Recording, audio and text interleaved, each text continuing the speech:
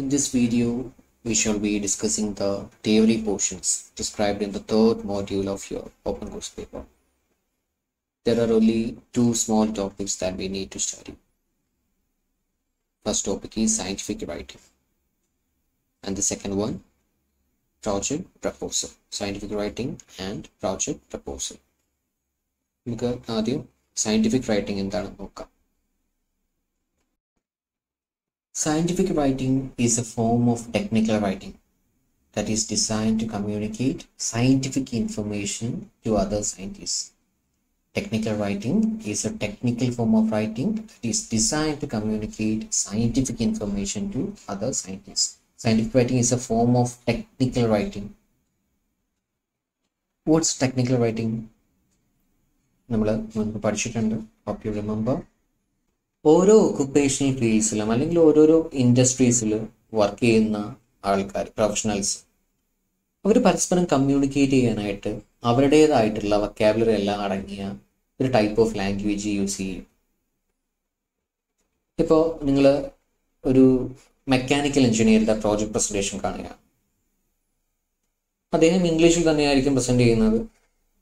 പക്ഷേ പുള്ളി ഉപയോഗിക്കുന്ന ഒട്ടുമിക്ക വേർഡ്സിൻ്റെയും മീനിങ് നമുക്ക് ഡിസേൺ ചെയ്തെടുക്കാനായിട്ട് പറ്റില്ല. നമ്മൾ കേട്ടിട്ടുള്ള വേർഡ്സ് തന്നെയാവും പുള്ളി ഉപയോഗിക്കുന്നത്.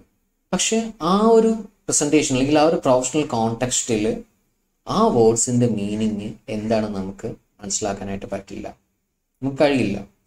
എന്തുകൊണ്ടാണ് പറ്റാത്തത്? കാരണം ഈ മെക്കാനിക്കൽ എഞ്ചിനീയേഴ്സ് അവരുടെ ഫീൽഡിനുള്ളിൽ ഉപയോഗിക്കുന്ന ആ kind of language and vocabulary നമുക്ക് അൺഫെമിലിയർ ആണ്. അപ്പോൾ ഇങ്ങനെ ഓരോ ഫീൽഡ്സിൽ ഉപയോഗിക്കുന്ന ലാംഗ്വേജ് ടൈപ്പ് അല്ലെങ്കിൽ വെറൈറ്റി ഓഫ് ലാംഗ്വേജിനെയാണ് നമ്മൾ ടെക്നിക്കൽ ലാംഗ്വേജ് എന്ന് പറയുന്നത്. ടെക്നിക്കൽ കമ്മ്യൂണിക്കേഷൻ, അവർ തമ്മിലുള്ള കമ്മ്യൂണിക്കേഷൻ, അതിലൊരു കമ്മ്യൂണിക്കേഷൻ മെത്തേഡാണ് ടെക്നിക്കൽ റൈറ്റിംഗ് എന്ന് പറയുന്നത്. അതായത് ടെക്നിക്കൽ കമ്മ്യൂണിക്കേഷൻ വയ റൈറ്റിംഗ്. അപ്പോൾ നമ്മൾ പറഞ്ഞു ടെക്നിക്കൽ ലാംഗ്വേജ് എന്ന് പറയുമ്പോൾ എന്താണ്, എല്ലാതരം ആൾക്കാർക്കും മനസ്സിലാവില്ല. ആർക്ക് മാത്രമേ മനസ്സിലാവുള്ളൂ? ആ ഒരു സെയിം ഒക്കുപ്പേഷനിലുള്ളവർക്ക് മാത്രമേ മനസ്സിലാവൂ.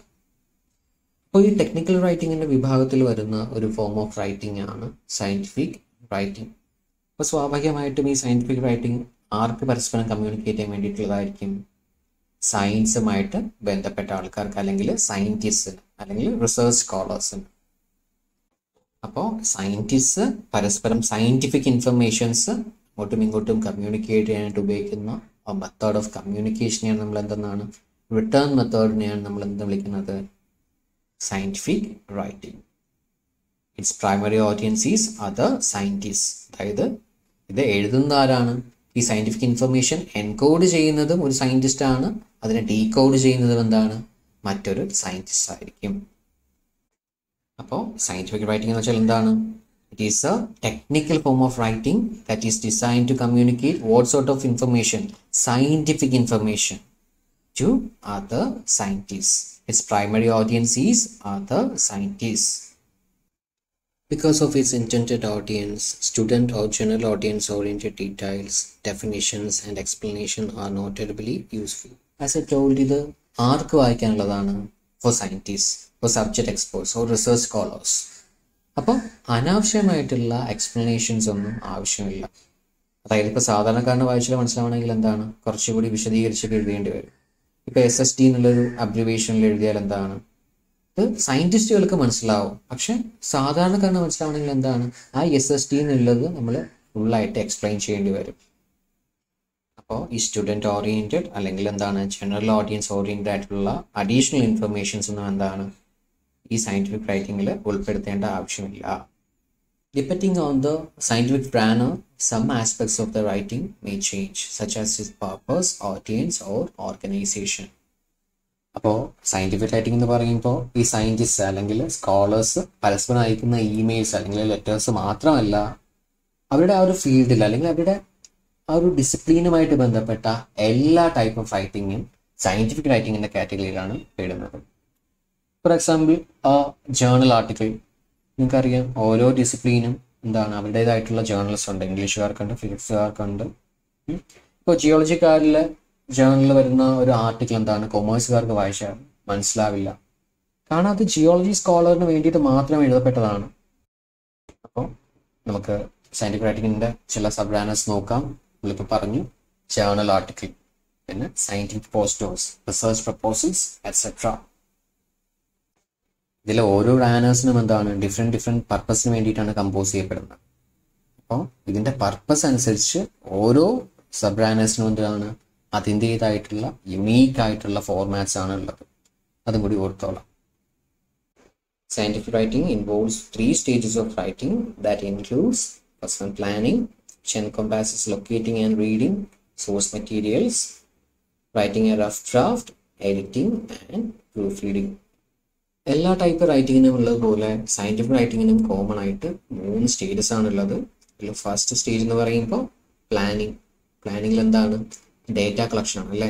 Data collection include finding source materials four writing the work. Source material എന്ന് പറയുമ്പോൾ എന്താണ്, it can be text books, articles, journals അല്ലെങ്കിൽ ഇന്റർവ്യൂസ്, അല്ലെങ്കിൽ ഫൈൻഡിങ് അപ്രോപ്രിയേറ്റ് മെത്തഡോളജി. ഇപ്പോൾ ഡേറ്റ അല്ലെങ്കിൽ ഇൻഫർമേഷൻ കിട്ടിക്കഴിഞ്ഞാൽ എന്താണ്, we have A second stage in planning, that is sorting information. നമ്മൾ മുൻപ് റൈറ്റിംഗ് ആൻഡ് പ്രസന്റേഷൻ സ്കിൽ പേപ്പറിൽ പഠിച്ച അതേ കാര്യങ്ങൾ തന്നെയാണ് റിപ്പോർട്ട് റൈറ്റിംഗ് ഒക്കെ നമ്മൾ പഠിച്ചു. സെയിം പ്രോസസ്സ് തന്നെയാണ് ഇവിടെ. ഇപ്പോൾ സെക്കൻഡ് സ്റ്റേജിൽ നമ്മൾ ഇൻഫർമേഷൻ ആദ്യം ഡേറ്റാസ് എല്ലാം കളക്ട് ചെയ്തു, പിന്നീട് അത് സോർട്ട് ചെയ്തു. ഇനി സെക്കൻഡ് സ്റ്റേജിലേക്ക് കിടക്കാണ്. നമ്മൾ എന്ത് ചെയ്യുന്നു, സെക്കൻഡ് സ്റ്റേജിൽ ഫസ്റ്റ് ഡ്രാഫ്റ്റ് പ്രൊഡ്യൂസ് ചെയ്യുന്നു. ഫസ്റ്റ് ഡ്രാഫ്റ്റ് അല്ലെങ്കിൽ റഫ് ഡ്രാഫ്റ്റ് പ്രൊഡ്യൂസ് ചെയ്യുന്നു. പക്ഷേ ഈ ഫസ്റ്റ് ഡ്രാഫ്റ്റ് അല്ലെങ്കിൽ റഫ് ഡ്രാഫ്റ്റ് നമുക്ക് എന്താണ് നേരിട്ടങ്ങ് പബ്ലിഷ് ചെയ്യാനായിട്ട് പറ്റില്ല. As it may contain a lot of errors. അപ്പോൾ നമുക്ക് എന്താണ് ഇതിനെ എറർ ഫ്രീ ആക്കണം. അത് ഫൈനൽ സ്റ്റേജിൽ അല്ലെങ്കിൽ തേർഡ് സ്റ്റേജിലാണ് നടക്കുന്നത്. Editing and proof reading is the final stage of scientific writing. അപ്പോൾ 3 സ്റ്റേജസ് ആണുള്ളത്: planning, writing a rough draft, editing and proof reading. Characteristics of good scientific writing. ഒരു നല്ല പീസ് ഓഫ് സയന്റിഫിക് റൈറ്റിംഗിൻ്റെ features എന്തൊക്കെയാണെന്നാണ്. First one, clear or clarity. It should be devoid of unnecessary details. നമ്മൾ തുടക്കത്തിൽ പറഞ്ഞു student oriented അല്ലെങ്കിൽ general audience oriented ആയിട്ടുള്ള information ഒന്നും സയന്റിഫിക് റൈറ്റിംഗിൽ ഉൾപ്പെടുത്തേണ്ട ആവശ്യമില്ല. Because it is not intended for common people. First feature clear. Second one simple. You have to use direct language, avoiding vague or complicated sentences. Complicated sentences avoid ചെയ്യുക. അതായത് direct ആയിട്ട് thoughts present ചെയ്യണം. Technical terms and jargon can be used only when they are necessary for accuracy. അതേപോലെ അത്യാവശ്യത്തിന് മാത്രം എന്താണ് technical terms അല്ലെങ്കിൽ ജാർഗൻ use ചെയ്യുക. യൂസ് ചെയ്യരുതെന്നല്ല, അത്യാവശ്യത്തിന് മാത്രം ഇവ യൂസ് ചെയ്യുക. Third one, structured logically. Ideas and processes have to be expressed in a logical order. The text must be divided into sections with clear headings. ഇപ്പോൾ ഡിഫറെൻറ്റ് സെക്ഷൻസ് ഉണ്ടെങ്കിൽ എന്താണ് അത് പ്രോപ്പറായിട്ട് മാർക്ക് ചെയ്തിരിക്കണം. അതേപോലെ ഓരോന്നിനും അപ്രോപ്രിയേറ്റ് ആയിട്ടുള്ള ടൈറ്റിൽസും കൊടുക്കണം. Objectivity. Statements and idea should be supported by appropriate evidences. നമുക്ക് തോന്നിയതൊക്കെ എഴുതി വെക്കാനായിട്ട് പാടില്ല, സബ്ജക്റ്റീവ് ആവാൻ പാടില്ല. കാരണം എന്താണ്, ഫോർമൽ റൈറ്റിംഗ് ആണ്. ന്യൂ ഫൈൻഡിങ്സ് എന്തെങ്കിലും ഉണ്ടെങ്കിൽ we have to provide evidences to establish our point. Fifth one, it should not contain plagiarized information. Sixth, it should include appropriate and adequate illustrations. Science ആണ്, അപ്പോൾ അതനുസരിച്ചിട്ടുള്ള എന്താണ് ഇലിസ്ട്രേഷൻസ് ഒക്കെ ഉണ്ടെങ്കിൽ അത് നമ്മൾ ഒമിറ്റ് ചെയ്യാനായിട്ട് പാടില്ല. അതെല്ലാം ഇൻക്ലൂഡ് ചെയ്യണം. അപ്പോൾ ഈ കണ്ട 6 ഇതിൻ്റെ ഫീച്ചേഴ്സ് എന്ന് പറയുന്നത്. സിമ്പിളാണ്, കാണാതെ പഠിക്കുക. ഇതെല്ലാം നമ്മൾ പഠിച്ചിട്ടുള്ള കാര്യമാണ്. അതുകൊണ്ട് തന്നെ കൂടുതലായിട്ട് എക്സ്പ്ലെയിൻ ചെയ്യാം. നമുക്ക് വായിച്ചാൽ മനസ്സിലാവുന്ന കാര്യങ്ങളാണ്. അപ്പോൾ നമുക്ക് രണ്ടാമത്തെ ടോപ്പിക്ക് നോക്കാം, പ്രോജക്റ്റ് പ്രപ്പോസൽ. പ്രോജക്റ്റ് പ്രപ്പോസൽ എന്ന് പറയുമ്പോൾ നമ്മൾ നേരത്തെ ജേർണൽ ആർട്ടിക്കിൾ അല്ലെങ്കിൽ സയന്റിഫിക് പോസ്റ്റർ എന്നൊക്കെ പറഞ്ഞ പോലെ സയന്റിഫിക് റൈറ്റിങ്ങിൻ്റെ ഒരു sub റാനറാണ്. There are 2 types of project proposals. The first type is used for business purposes to convince your stakeholders or clients to accept a business project. The second one is used in the academic field and it is similar to a research proposal. അപ്പോൾ 2 തരം project proposals ആണുള്ളത്. ഇതിൽ first one നിങ്ങൾക്ക് familiar ആയിരിക്കും. ഇപ്പോൾ ഈ ബിസിനസ്സിലൊക്കെ എന്താണ്, ഒരു കമ്പനീസ് പുതിയ ബിസിനസ് കിട്ടാൻ വേണ്ടിയിട്ട് അല്ലെങ്കിൽ പുതിയ ഇൻവെസ്റ്റേഴ്സിനെ കിട്ടാനായിട്ട് അവരെന്ത് ചെയ്യും, they will present A proposal. ഞാനൊരു എക്സാമ്പിൾ പറയാം. ഇപ്പോൾ മെട്രോ റെയിൽ പ്രോജക്റ്റ് ചെയ്യുന്ന കമ്പനിയാണെങ്കിൽ അവരുടെ പ്ലാൻ, അവരുടെ ലേറ്റസ്റ്റ് ടെക്നോളജി, എക്സ്പെൻഡിച്ചർ, അവരുടെ പ്രോജക്റ്റ് ഏൽപ്പിച്ചാലുള്ള ബെനിഫിറ്റ്സ്, ഇങ്ങനെയുള്ള കാര്യങ്ങളൊക്കെ അടങ്ങിയ ഒരു പ്രോജക്റ്റ് പ്രപ്പോസൽസ് എന്താണ് അവരെ ഗവൺമെൻറ് മുന്നിലേക്ക് വെക്കും. അപ്പോൾ ഈ പറയുന്ന പ്രോജക്റ്റ് പ്രപ്പോസലിലുള്ള കാര്യങ്ങൾ എല്ലാം വിലയിരുത്തിയിട്ട് അതിനെ അടിസ്ഥാനമാക്കിയായിരിക്കും ഗവൺമെൻറ് ഒരു തീരുമാനം എടുക്കുന്നത്. അപ്പോൾ ഇതാണ് പ്രോജക്റ്റ് പ്രപ്പോസൽ എന്ന് പറയുന്നത് ബിസിനസ് ഫീൽഡിൽ ഉപയോഗിക്കുന്നത്. ഇത് ആക്ച്വലി നമുക്ക് പഠിക്കാനായിട്ടില്ല, നമുക്ക് അക്കാഡമിക് ഫീൽഡിൽ ഉപയോഗിക്കുന്ന പ്രോജക്റ്റ് പ്രപ്പോസലാണ് പഠിക്കാനായിട്ടുള്ളത്. നമുക്കത് നോക്കാം. A scholar or student is supposed to make a project proposal if he or she wishes to do a university sponsored or unsponsored project as part of his or her studies. Such an academic project proposal will describe in detail the scheme, relevance, and other aspects of the project that one intend to accomplish as part of their studies. There will be an expert panel for studying the proposal, and they will check the purpose of the primary objectives of the project, whether the project is feasible, and whether the methods used are practicable. ഇപ്പോൾ നമ്മൾ PhDക്ക് ഒരു യൂണിവേഴ്സിറ്റിയിൽ apply ചെയ്തു. Entrance test ഒക്കെ qualify ചെയ്താൽ university will ask you to submit a research proposal. PhD ചെയ്യുക എന്ന് വെച്ചാൽ എന്താണ്? റിസർച്ച് ആണല്ലേ. അപ്പം നമ്മൾ ഏത് ടോപ്പിക് അല്ലെങ്കിൽ ഏത് ഏരിയയിലാണ് റിസർച്ച് ചെയ്യാൻ പോകുന്നത്, എന്തൊക്കെ മെത്തേഡ്സ് ആണ് നമ്മൾ യൂസ് ചെയ്യാൻ പോകുന്നത്, നമ്മുടെ റിസർച്ചിൻ്റെ റെലവൻസ് എന്താണ്, ഈ റിസർച്ച് ചെയ്തു കഴിഞ്ഞാൽ സൊസൈറ്റിക്ക് എന്തെങ്കിലും ഗുണമുണ്ടാവുമോ. അപ്പോൾ ഈ വക കാര്യങ്ങളൊക്കെ ഒരു പ്രപ്പോസലായിട്ട് എഴുതി തയ്യാറാക്കി നമ്മൾ എന്താണ് ഒരു പ്രോജക്റ്റ് കമ്മിറ്റി കാണും, ഒരു എക്സ്പേർട്ട് പാനൽ കാണും, യൂണിവേഴ്സിറ്റി അപ്പോയിൻറ്റ് ചെയ്യും, അവരുടെ മുമ്പിലേക്ക് സമർപ്പിക്കുകയാണ് ചെയ്യുന്നത്. അവർ ഈ ഒരു സ്റ്റഡിക്ക് അല്ലെങ്കിൽ റിസർച്ചിന് സ്കോപ്പ് ഉണ്ടോ എന്നൊക്കെ നോക്കിയിട്ടാണ് നമുക്ക് അഡ്മിഷൻ പ്രൊവൈഡ് ചെയ്യുന്നത്. അപ്പോൾ ഏകദേശം ഇതേപോലെ തന്നെയാണ് പ്രോജക്റ്റ് പ്രപ്പോസൽസ് എന്ന് പറയുന്നത്. പക്ഷേ PhDക്ക് പകരം ചെറിയ റിസർച്ച് ഡിപ്ലോമ കോഴ്സോ അല്ലെങ്കിൽ സ്റ്റഡീസിൻ്റെ ഭാഗമായിട്ടുള്ള മിനി പ്രോജക്ട്സോ അങ്ങനെ എന്തെങ്കിലുമൊക്കെ ആയിരിക്കും. ഇപ്പോൾ നിങ്ങൾക്ക് തന്നെ ഫൈനൽ സെമ്മിൽ എന്താണ് ഒരു പ്രോജക്റ്റ് വർക്ക് ഉണ്ട്, ഒരു ഫുൾ പേപ്പർ എന്താണ് പ്രോജക്റ്റിന് വേണ്ടിയിട്ട് അവർ അലോട്ട് ചെയ്തിട്ടുണ്ട്. അപ്പോൾ നമുക്ക് ആ പ്രോജക്റ്റ് വർക്ക് ചെയ്യണമെങ്കിൽ എന്താണ് ചുമ്മാ നിങ്ങൾക്ക് ഇഷ്ടമുള്ള ടോപ്പിക് കണ്ടുപിടിച്ച് നേരെ അത് ചെയ്ത് സബ്മിറ്റ് ചെയ്യാനായിട്ട് പറ്റില്ല. അതിനു മുമ്പ് എന്ത് ചെയ്യണം? പ്രോജക്റ്റിൻ്റെ ടോപ്പിക് എന്താണ്, റിസർച്ചിൻ്റെ റെലവൻസ് എന്താണ്, നിങ്ങൾ എന്താണ് ചെയ്യാൻ പോകുന്നത്, എങ്ങനെയൊക്കെയാണ് ചെയ്യാൻ പോകുന്നത്, നിങ്ങളുടെ ഡേറ്റാസൊക്കെ എങ്ങനെയാണ് കളക്ട് ചെയ്യാൻ പോകുന്നത് എന്നെല്ലാം അടങ്ങിയ ഒരു പ്രോജക്റ്റ് പ്രപ്പോസൽസ് ഗൈഡിന് മുമ്പിൽ സബ്മിറ്റ് ചെയ്യേണ്ടി വരും. അപ്പോൾ നിങ്ങളുടെ ഈ പ്രോജക്റ്റ് പ്രപ്പോസൽ നോക്കിയിട്ടായിരിക്കും ഗൈഡ് ടോപ്പിക്ക് അക്സെപ്റ്റ് ചെയ്യുന്നത്. അപ്പോൾ ഇതാണ് പ്രോജക്റ്റ് പ്രപ്പോസൽ എന്ന് പറയുന്നത്. ഡിസിപ്ലിൻസ് മാറുന്നതനുസരിച്ച് അല്ലെങ്കിൽ കോഴ്സുകൾ മാറുന്നതനുസരിച്ച് പ്രോജക്റ്റ് പ്രപ്പോസലിൻ്റെ ഫോർമാറ്റും ഡിഫറെൻ്റ് ആയിരിക്കും. അപ്പം നമുക്കൊരു ജനറൽ ആയിട്ടുള്ള ഒരു സ്ട്രക്ചർ നോക്കാം പ്രോജക്റ്റ് പ്രപ്പോസലിൻ്റെ. ഫസ്റ്റ് വൺ ടൈറ്റിലാണ്. This is a brief heading that accurately captures the nature of the proposed work. അപ്പോൾ ഫസ്റ്റ് പേജിൽ നമ്മൾ ഇൻക്ലൂഡ് ചെയ്യേണ്ടതെന്ന് വെച്ചാൽ ടോപ്പിക്കാണ്. ടോപ്പിക്ക് വളരെ ഡയറക്റ്റ് ആയിട്ടുള്ള ടോപ്പിക് ആയിരിക്കണം. മിക്കവാറും പ്രോജക്റ്റ് ടോപ്പിക്സ് എന്നൊക്കെ പറയുമ്പോൾ ഒരു മെയിൻ ഹെഡിങ്ങും കാണും, ഒരു കോളൻ കൊടുത്തിട്ട് ഒരു സബ് ഹെഡിങ്ങും കാണും. ടൈറ്റിൽ കഴിഞ്ഞിട്ട് വരുന്നത് aim or objective. This is the most important part. Aim or objective. This section explains what you want to achieve through your proposed work and why your project is significant. ചെയ്യാൻ പോകുന്ന പ്രോജക്റ്റിൻ്റെ objective എന്താണ്, ലക്ഷ്യം എന്താണ്, project ചെയ്യുന്നതിൻ്റെ relevance അല്ലെങ്കിൽ significance എന്താണ്, ഇങ്ങനെയുള്ള കാര്യങ്ങളാണ് സെക്കൻഡ് പാർട്ടായ എയിം അല്ലെങ്കിൽ ഒബ്ജക്റ്റീവിൽ ഇൻക്ലൂഡ് ചെയ്യേണ്ടത്. തേർഡ് പാർട്ട് എന്ന് പറയുമ്പോൾ background. Here you provide the background context against which you will conduct your project. This will include a brief summary about the issue or topic as well as some of the problem areas that directly relate to your proposed work. ഇപ്പോൾ നിങ്ങൾ കഥകളിയെക്കുറിച്ച് ഒരു project ചെയ്യണമെങ്കിൽ എന്താണ് കഥകളി, ആ art ഫോമിൻ്റെ origin, history, അതൊക്കെ include ചെയ്യേണ്ടത് ഈ ഭാഗത്താണ്. നിങ്ങൾക്ക് അത്യാവശ്യം നിങ്ങൾ ചെയ്യാൻ പോകുന്ന പ്രോജക്റ്റിൻ്റെ ടോപ്പിനെ കുറിച്ച് ധാരണയുണ്ടെന്നെല്ലാം ഗൈഡിന് മനസ്സിലാവുന്നത് ഈ ഒരു സെക്ഷൻ വായിക്കുമ്പോഴാണ്. This is much like an introductory section. അപ്പോൾ എയിം ആൻഡ് ഒബ്ജക്റ്റീവ്, അതിന് ശേഷം ഇമ്പോർട്ടൻ്റ് ആയിട്ട് വരുന്ന ഒരു സെക്ഷനാണ് ബാക്ക്ഗ്രൗണ്ട്. ഫോർത്ത് പാർട്ട് എന്ന് പറയുമ്പോൾ സ്കോപ്പാണ്. ഇത് ആക്ച്വലി അത്ര ഇമ്പോർട്ടൻ്റ് അല്ല, മിക്കവാറും പ്രപ്പോസൽസിലൊന്നും ഇതൊന്നും ഇൻക്ലൂഡ് ചെയ്യാറില്ല, എന്നാലും നിങ്ങൾ പഠിച്ചു വയ്ക്കാം. This highlights how you will contain your project to ensure it is focused and achievable.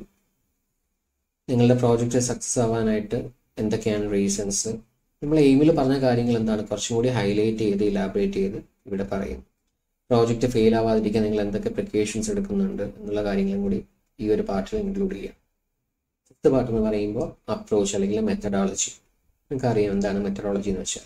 The approach or methodology section describes the methods and materials that you need to intend to use within your project. Sixth section എന്ന് പറയുമ്പോൾ project ടീമാണ്. ഇതിപ്പോൾ ഇൻഡിവിജ്വലായിട്ട് ചെയ്യുന്ന project ആണെങ്കിൽ ഈ ഒരു സെക്ഷൻ്റെ ആവശ്യമില്ല. ഞാനൊക്കെ ഡിഗ്രിക്ക് പഠിക്കുമ്പോൾ ആക്ച്വലി ഇൻഡിവിജ്വൽ പ്രോജക്റ്റ് ആയിരുന്നു. പക്ഷേ നിങ്ങൾക്കെല്ലാം ഗ്രൂപ്പായിട്ടുള്ള പ്രോജക്റ്റാണ്. അപ്പോൾ ഗ്രൂപ്പിനെ കുറിച്ചുള്ള മെമ്പേഴ്സിൻ്റെ പേരും ഓരോ ആൾക്കാരും എന്തൊക്കെ റോളാണ് ചെയ്യാൻ പോകുന്നത്, ഏതൊക്കെ പാർട്ടാണ് ഓരോ ആൾക്കാർ ചെയ്യുന്നത്, അങ്ങനെയുള്ള കാര്യങ്ങളൊക്കെ ബ്രീഫായിട്ട് മെൻഷൻ ചെയ്യണമെങ്കിൽ.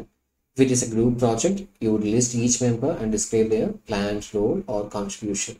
You might also briefly mention how you will work as a group. For example, how will you communicate or share work and how often you will meet. Seventh section എന്ന് പറയുമ്പോൾ outcomes. This section should include the expected impacts and the benefits of the proposed work. Actually outcome എന്ന് പറയുമ്പോൾ result ആണെന്ന് വിചാരിക്കുന്നത്. നിങ്ങൾ ചെയ്യുന്ന വർക്കിൻ്റെ result അല്ല, ഈ ഒരു പ്രോജക്റ്റ് ചെയ്താൽ ഉണ്ടാകുന്ന ഗുണങ്ങൾ സൊസൈറ്റിക്കോ അല്ലെങ്കിൽ നിങ്ങളുടെ അക്കാഡമിക് ഡിസിപ്ലിന് എന്തൊക്കെ ഗുണങ്ങളാണ് ഉള്ളതെന്നുള്ള കാര്യങ്ങൾ. ഇപ്പോൾ കഥകളിയെക്കുറിച്ചാണ് നിങ്ങൾ റിസർച്ച് ചെയ്യുന്നത്, എന്താണ് ചിലപ്പോൾ നിങ്ങളുടെ റിസർച്ച് വഴിയിട്ട് കഥകളി ആർട്ടിസ്റ്റിനൊക്കെ എന്തെങ്കിലുമൊക്കെ ബെനിഫിറ്റ്സ് ഉണ്ടാവും. അല്ലെങ്കിൽ കഥകളി എന്നുള്ള ആർട്ട് ഫോമിന് എന്താണ് ഒന്നും കൂടി പോപ്പുലറൈസ് ചെയ്യാനായിട്ട് നിങ്ങളുടെ റിസർച്ചിന് ചിലപ്പോൾ കഴിഞ്ഞെന്നൊക്കെ വരും. അപ്പോൾ അങ്ങനെയുള്ള എന്തെങ്കിലും ബെനിഫിറ്റ്സ് ഉണ്ടെങ്കിൽ ഔട്ട്കംസ് എന്നുള്ള സെക്ഷനിൽ നമ്മൾ ഉൾപ്പെടുത്തും. And final section bibliography. നിങ്ങൾക്ക് അറിയാം എന്താണ് ബിബ്ലിയോഗ്രഫി എന്ന് വെച്ചാൽ. The bibliography should list all the sources drawn upon to write the proposal in the academic referencing style used by your school or faculty. Bibliography എന്ന് പറയുമ്പോൾ നമ്മളതിലെല്ലാം ഇൻക്ലൂഡ് ചെയ്യണം. അത് books ആയിക്കോട്ടെ, അല്ലെങ്കിൽ ഇൻ്റർനെറ്റിലെ സൈറ്റ്സ് ആയിക്കോട്ടെ, ഓൺലൈൻ ജേർണൽസ് ആയിക്കോട്ടെ, അതെല്ലാം നമ്മൾ മെൻഷൻ ചെയ്യേണ്ടി വരും. നമുക്ക് എന്താണ് ചുമ്മാ കാഷ്വലായിട്ട് 1, 2, 3 എന്ന് ലിസ്റ്റ് ചെയ്യാനായിട്ട് പറ്റില്ല. ബിബ്ലിയോഗ്രഫിക്ക് അതിൻ്റേതായിട്ടുള്ളൊരു ഫോർമാറ്റ് ഉണ്ട്. അത് ഓരോ ഡിസിപ്ലിനും ഡിഫറെൻ്റ് ആണ്. ചില യൂണിവേഴ്സിറ്റികൾക്ക് അവരുടേതായിട്ടുള്ള ഒരു ഫോർമാറ്റ് ഉണ്ട്. ഇപ്പോൾ ഇംഗ്ലീഷുകാർക്ക് കോമൺ ആയിട്ട് ഇംഗ്ലീഷ് ലിറ്ററേച്ചർ പഠിക്കുന്ന ആൾക്കാർ MLA ഫോർമാറ്റാണ് ഉപയോഗിക്കുന്നത്. സയൻസും കൊമേഴ്സും അവർക്കും അവരുടേതായിട്ടുള്ള രീതിയിലുള്ള മറ്റൊരു ഫോർമാറ്റുണ്ട്. അപ്പോൾ ഇതാണ് പ്രോജക്റ്റ് പ്രപ്പോസലിൻ്റെ ഫോർമാറ്റ് അല്ലെങ്കിൽ സ്ട്രക്ചർ എന്ന് പറയുന്നത്. ഫസ്റ്റ് പാർട്ട് എന്താണ്? ടൈറ്റിൽ കഴിഞ്ഞിട്ട് എയിം ഓർ ഒബ്ജക്റ്റീവ്, ഇതാണ് ഏറ്റവും ഇമ്പോർട്ടൻറ്റ്. തേർഡ് എന്ന് പറയുമ്പോൾ ബാക്ക്ഗ്രൗണ്ട് ഒരു ഇൻട്രൊഡക്ഷൻ പോലെയാണ്. Fourth scope, fifth methodology. Sixth എന്ന് പറയുമ്പോൾ ടീം വർക്ക് ആണെങ്കിൽ മാത്രം നമ്മൾ ഇൻക്ലൂഡ് ചെയ്താൽ മതി, പ്രോജക്റ്റ് ടീം എന്നുള്ള ടൈറ്റിലിൽ. സെവൻത്ത് എന്ന് പറയുമ്പോൾ ഔട്ട്കം. ആൻഡ് ഫൈനൽ പാർട്ട് എന്ന് പറയുമ്പോൾ എന്താണ്? ബിബ്ലിയോഗ്രഫി അല്ലെങ്കിൽ വർക്ക് സൈറ്റഡ്. അപ്പോൾ ഇത്രയും കാര്യങ്ങളാണ് നമുക്ക് തേർഡ് ആൻഡ് ഫോർത്ത് മോഡ്യൂളിൽ തിയറി ആയിട്ട് പഠിക്കാനായിട്ടുള്ളത്. ഇത് കൂടുതലും നിങ്ങൾ പ്രീവിയസ് സെമ്മിലൊക്കെ പഠിച്ച കാര്യങ്ങളായിരിക്കും. ഒരുപാട് എഫേർട്ട് ഒന്നിട്ട് പഠിക്കേണ്ടി വരില്ല. ഞാൻ നിങ്ങൾക്ക് നോട്ട് തരുന്നുണ്ട്, അത് കാണാതെ പഠിക്കണമെന്ന് ഞാൻ പറയില്ല, പക്ഷേ മാക്സിമം പോയിൻറ്റ്സ് ഉൾപ്പെടുത്തി എക്സാമിന് ആൻസർ ചെയ്യാനായിട്ട് നോക്കാം.